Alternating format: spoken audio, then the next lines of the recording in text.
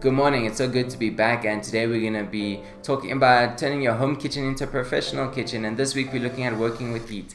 And heat can be a little bit scary working with the gas and the oils, but once you understand, it really is something that you can master and really to manipulate your different products. And the quick thing about cooking's definition is cooking is the act of applying heat to foods to prepare them for eating. And this is awesome because when we look at heat and what heat changes the flavor, the aroma, the color, the texture, the nutritional value, and the weight. And a lot of you are thinking, how does cooking change the weight? Well, when you put your tart in the oven and it shrinks, or when you put something in the oven, all that water evaporates, that can change the weight. And that's something we want to look at today. And we're just going to start at the basics with sugars caramelizing, and it's really, really easy and quick to understand that there is sugar in almost everything. And think about when you're making a caramel or a caramel sauce and you put the sugar in the pot on the pan and it starts to melt, it starts to change color, it goes from white to that rich dark brown, that golden. You can smell it, it fills up the air in the kitchen.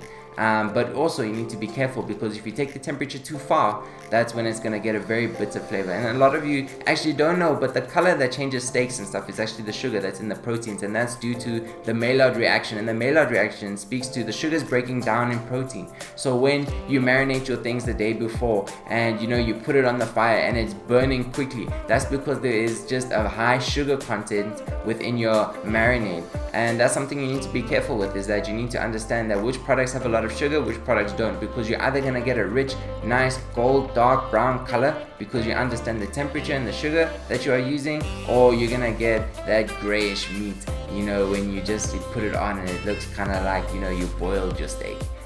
So be careful, and I'm going to do a part 2 next week. Looking forward to seeing you. Goodbye.